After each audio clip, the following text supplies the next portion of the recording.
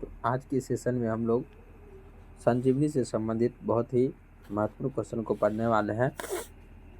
पहला क्वेश्चन है, संजीवनी निम्नलिखित में से कौन सा काव्य है? संजीवनी जो है वह कौन सा काव्य है? तो वह खंड काव्य है। कौन सा काव्य है? खंड काव्य है। आरसी प्रसाद सिंह की रचना कौन सी है? यानी आरसी प्रसाद सिंह के द्वारा किसका रचना किया गया है? तो संजीवनी का। किसका किया गया है? संजीवनी का किया गया है। अब तीसरा नंबर क्वेश्चन है, संजीवनी काव्य का प्रारंभ होता है। यानी संजीवनी काव्य का जो प्रारंभ होता है, कहाँ से यह प्रारंभ होता है? तो देवासुर संग्राम से। कहाँ से होता है? देवासुर संग्राम से यह शुरुआत होता है। दानव सेना किस प्रकार आक्रमण करती है? यानी दानव जो सेना था वह आक्रमण जो है किस प्रकार से करती है? तो अमरावती पर करती है। किस पर करता है? अमरावती पर। शुक्राचार्य कौन थे? शुक्राचार्य दानवों के गुरु थे। शुक्राचार्य कौन थे? दानवों के गुरु थे। कक्ष कौन थे? वह बृहस्पति का पुत्र था। कक्ष कौन था? बृहस्पति का पुत्र था। भारतीय संविधान के अनुसार हिंदी राष्ट्रीय भाषा है या राज्य भाषा है?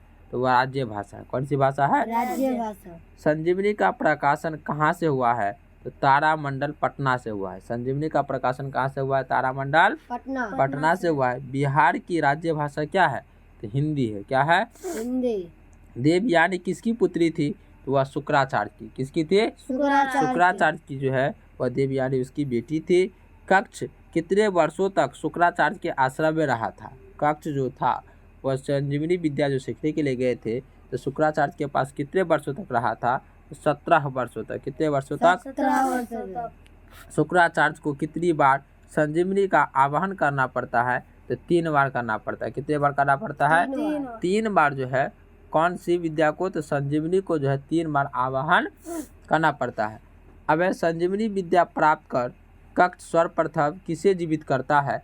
यानी जब कक्ष को संजीवनी विद्या प्राप्त होता है तो सबसे पहले जो है किसको जीवित करता है?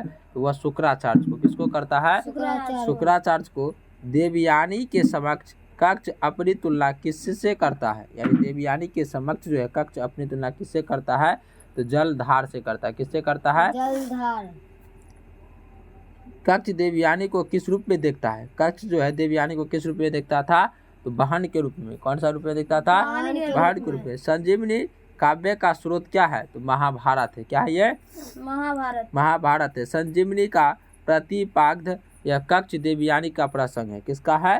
कक्ष देवयानी का प्रसंग है। जीवन जानकी वल्लभ शास्त्री का जन्म। किसका जन्म? जानकी वल्लभ शास्त्री का जो है जन्म बिहार के किस जिला में हुआ था? तो गया में हुआ था। कहाँ हुआ था? गया में। कक्ष कहाँ के रहने वाले थे? तो अलकापुरी का। कहाँ का रहने वाला था? अलकापुरी का। संजीवनी काव्य का नायक कौन है? तो कक्ष है। संजीवनी काव्य का नायक कौन है? कक्ष है। बृहस्पति कौन है? तो कक्ष के पिता थे। बृहस्पति कौन थे? कक्ष के पिता थे। संजीवनी काव्य की नायिका कौन है? तो देवयानी है। कौन है? देवयानी।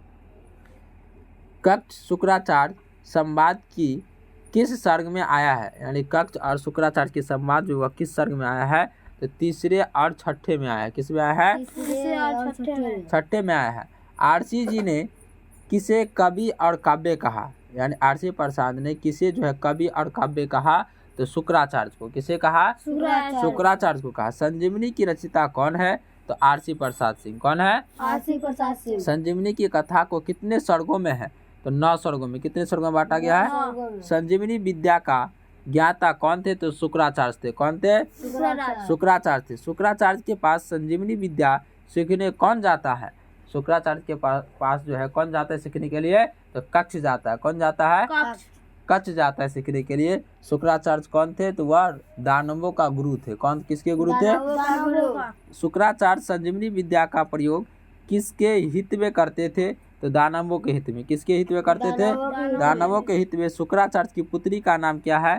तो देवयानी। क्या नाम है? देवयानी। संजीवनी काव्य का संबंध किस बात से है? तो देवासुर संग्राम से। किससे है? देवासुर संग्राम से। कक्ष को देखकर देवयानी में कौन सा भाव जगता है? तो प्रेम का। कौन सा भाव जगता है? प्रेम का भाव जगता। अब कक्ष किसका पुत्र था? तो बृहस्पति का। किसका पुत्र था? बृहस्पति का। कक्ष शुक्राचार्य के पास क्यों गया था? तो संजीवनी विद्या प्राप्त करने के लिए। कक्ष जो है वह शुक्राचार्य के पास किस लिए जाते हैं? तो संजीवनी विद्या को प्राप्त करने के लिए। शुक्राचार्य का शिष्य बनने में कक्ष को किसके सहायता प्राप्त हुआ? शुक्राचार्य की पुत्री देवयानी से। किसके प्राप्त हुआ? देवयानी से। शुक्राचार्य की पुत्री थी देवयानी। कक्ष को किसने मार दिया? तो कक्ष को दानवों ने यानी राक्षस ने मारा। किसने मारा? राक्षस ने। दानव बालकों द्वारा मार दिए गए कक्ष को किसने पुनर्जीवित कर दिया? है ना, दानव के जो बालक को जो मार दिया गया था, किसको? कक्ष को, फिर किसके द्वारा जीवित किया गया? तो शुक्राचार्य महाराज के द्वारा। किसके द्वारा? शुक्राचार्य के द्वारा। कक्ष को मारकर दानवों ने किसके अस्थि और मांस की जलाकर किसमें पे कर दिया था? यानी कक्ष को क्या किया था? हड्डी को और मांस को जलाकर शुक्राचार्य के जो पानी पीने वाला था उस पानी में क्या किया था? मिला दिया था। शुक्राचार्य के मर जाने पर उन्हें किसने जिंदा करता है? जिलाता है। तो कक्ष। किसने जिलाता है? कक्ष ने। संजीवनी विद्या प्राप्त कर लेने के बाद कक्ष क्या चाहता है? देवलोक लौटा जाना। कौन सा लोक कहाँ जाना जी? है ना, जब संजीवनी विद्या का ज्ञान हो गया तो वह जो है देवलोक लौटने का जो है चाहता है। अब क्वेश्चन है, देवयानी क्या चाहती थी? देवयानी क्या चाहती थी? जो कक्ष से विवाह करना। क्या चाहता था? कक्ष से विवाह हो जाना चाहिए। कक्ष क्या चाहता था? देवलोक लौट जाना। और कक्ष क्या चाहता था? हम देवलोक लौट जाते।